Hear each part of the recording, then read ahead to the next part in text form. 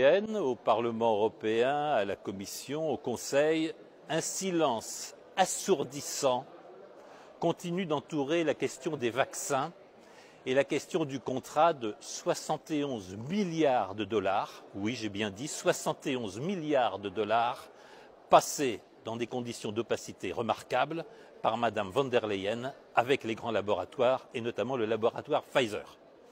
Ce sont des milliards de doses qui ont été achetées, dont on se demande bien à quoi elles servent dorénavant. Partout dans le monde, on détruit les doses de vaccins contre le Covid-19. La vérité commence peut-être à se faire jour. La semaine dernière, le ministre de la Santé allemand, Karl Lauterbach, qui ne passe pas pour un grand plaisantin, a reconnu publiquement s'être trompé. Et il a reconnu publiquement que 1 sur plusieurs milliers de vaccinés présentait des troubles dus vraisemblablement au vaccin, qui pouvaient être des troubles graves et pour toute la vie. Ailleurs, en Basse-Autriche, c'est une région de l'Union européenne qui se propose d'indemniser les victimes des vaccins et d'ailleurs aussi d'indemniser celles et ceux qui auraient abusivement été expulsés de leur travail, auraient perdu leurs revenus parce qu'ils ne voulaient pas se faire vacciner. On sait que la Thaïlande porte plainte après le décès suspect d'une jeune princesse. On sait qu'un peu partout dans le monde, les cas de décès de sportifs de haut niveau, de jeunes en pleine santé, semblent pouvoir être attribués aux effets secondaires des vaccins.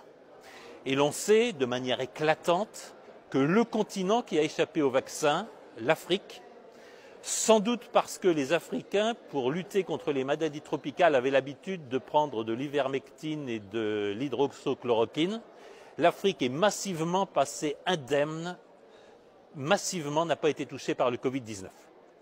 Tout ceci pose au moins 3 ou 4 questions que les excès de langage n'aident pas à résoudre.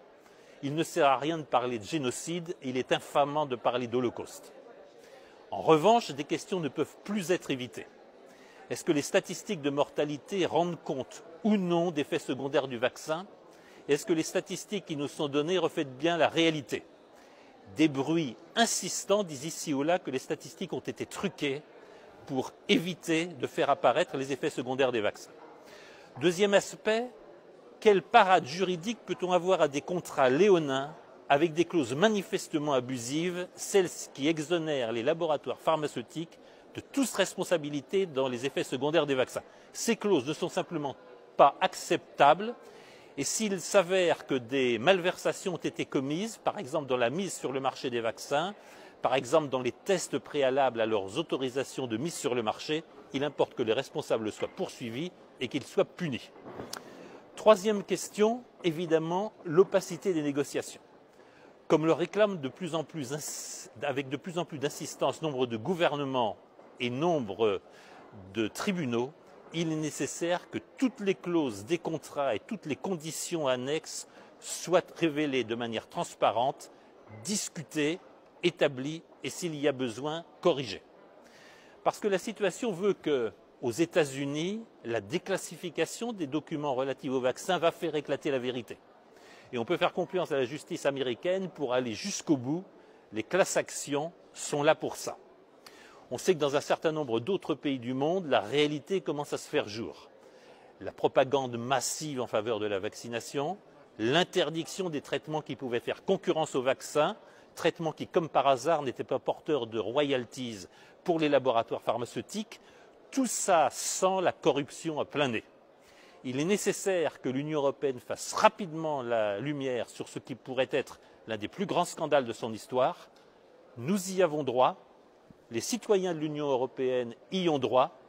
Il serait absolument lamentable qu'au moment où l'on se plaint pour quelques milliards dans les systèmes de retraite, dans les systèmes de santé, pour restaurer l'hôpital, il serait aberrant qu'à un moment où l'on dit que quelques milliards d'euros manquent à nos gouvernements pour des politiques essentielles, ce soit des dizaines de milliards d'euros qui soient partis en fumée dans des conditions d'opacité, dans des conditions de non-transparence et de non-clarté totalement aberrantes et totalement exorbitantes du droit commun.